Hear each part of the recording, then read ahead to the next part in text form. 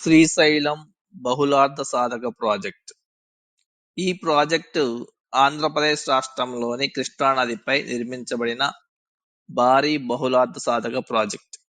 మొదట్లో ఈ ప్రాజెక్టు కేవలం జల విద్యుత్ కోసమే ప్రతిపాదించబడినప్పటికీ తర్వాత కాలంలో నీటిపారుదల అవసరాలను కూడా చేర్చడంతో ఈ శ్రీశైలం ప్రాజెక్టు బహుళార్థ సాధక ప్రాజెక్టుగా మారింది.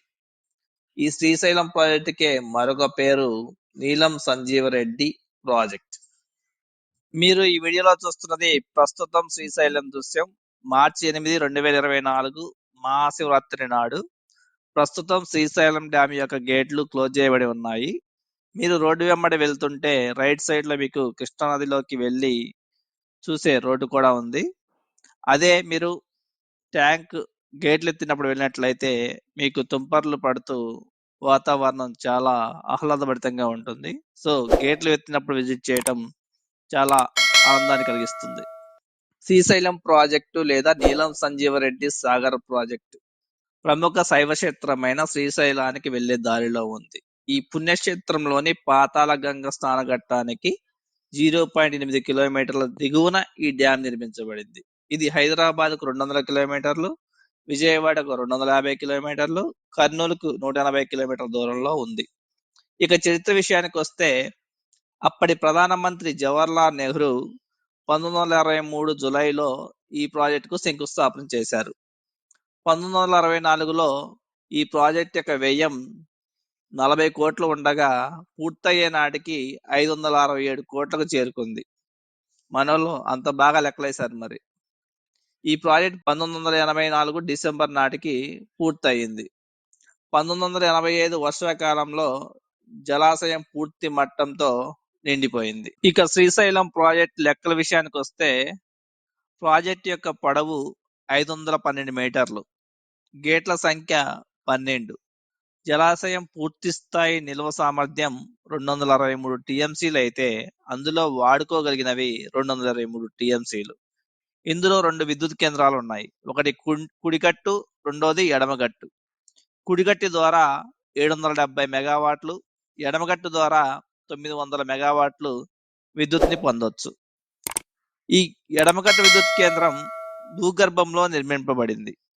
ఇది దేశంలోనే అరుదైనది.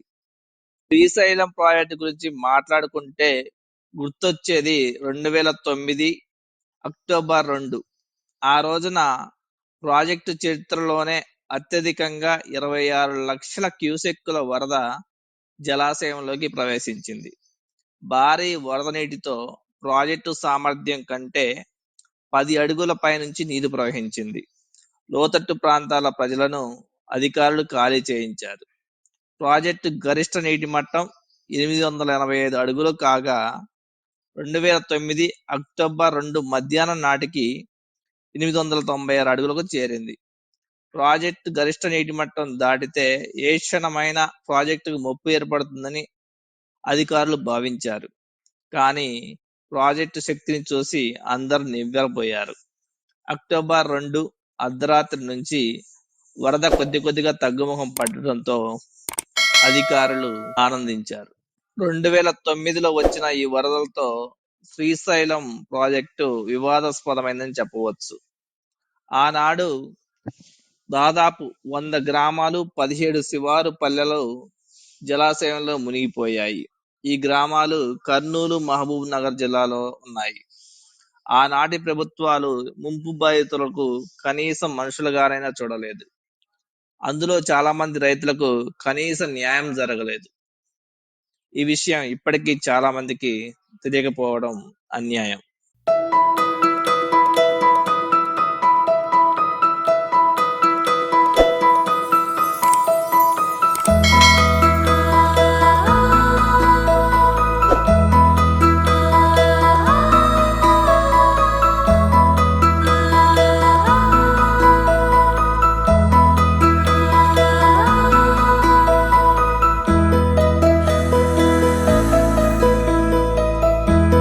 Subscribe now and press the bell icon. Never miss an update.